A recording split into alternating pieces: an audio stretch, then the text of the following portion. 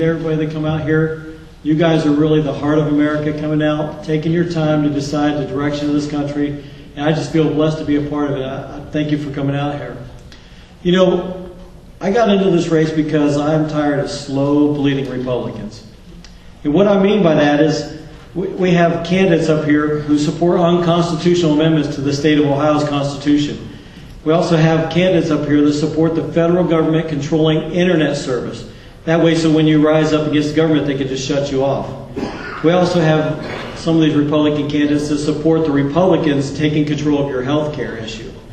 And we also, all the candidates, support the federal government forcing federal regulations on the state of Ohio, which then will be forced onto you.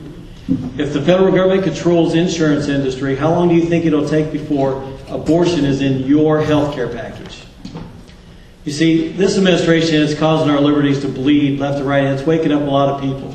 But if we send another slow-bleeding Republican back to Washington, it will not make a difference. You know, we have a lot of candidates up here to choose from, and some of the candidates up here I would even consider maybe a tourniquet Republican, somebody that will go up to Washington and fight to stop the bleeding. But for those of you that want a candidate with some bone marrow, someone that will work to restore the liberties to you, the people, then I'm your candidate.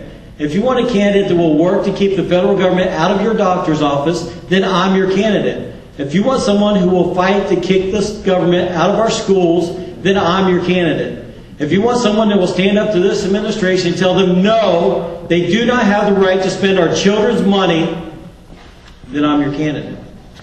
If you want someone who believes it is my God-given responsibility to take the liberties that God has given us and place them into the hands of our children and grandchildren instead of the hands of politicians, then I'm your candidate. I'm Bo Bromberg, and I approve this message. Thank you. Thank you.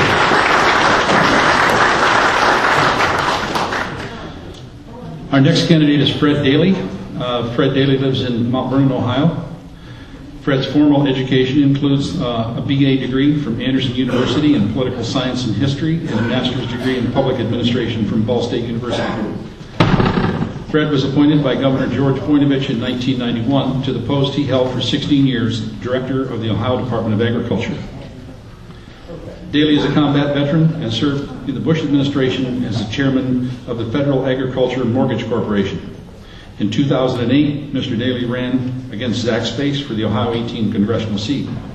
Daly and his wife Rita have been married for 39 years and reside on a 270-acre working farm in Knox County where he raises Angus beef. They have 3 children and 5 grandchildren. Fred? Thanks, Warren, and a special thanks to everybody that came out tonight. Special thanks also to Warren and Dan and all the volunteers. I'm proud of the fact that many of those happen to come from my home county, Knox County, but they've done a great job of showcasing the candidates and the issues. I also want to introduce my wife. Rita, if you just raise your hand, let everybody know who she is. When you see me campaigning, you say, no, not you, sir, it was her. You'll see her by my side, and she's followed me around the world. We've been to many, many countries.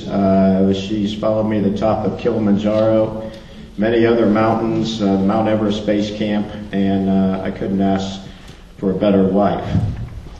This is almost deja vu because we were here last week, but more importantly, I was here 2 years ago almost with Zach Space.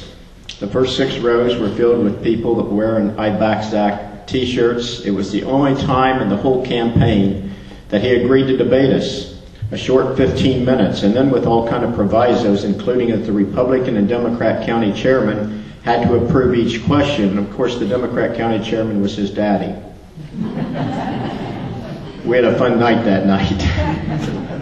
And that was the last time he ever agreed to debate us. So it was with a great deal of curiosity that I listened to Dan read this email that Space looks forward to a full and vigorous debate after the Republican nominee is selected.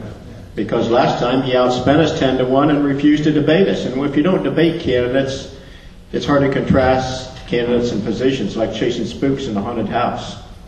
So I'm glad to hear that from Zach, and I hope that you hold him to that promise. Rita and I thought long and hard about getting back into this race again, quite frankly. I went to Washington, D.C., and I visited with a congressman that represents the area that I went to college in back in Indiana, Mike Pence. And I had told Mike I was thinking maybe I wouldn't run this time. And Mike put his hand on my shoulder and says, "Fred, listen, I had to run 3 times before I got elected. And I can tell you it's a whole lot more like surfing than it is sprinting. You got to catch the right wave the right year, and you ran in the wrong year. You need to do it again, and I think that you'll get elected this time." You know where I stand on the issues. You know about me.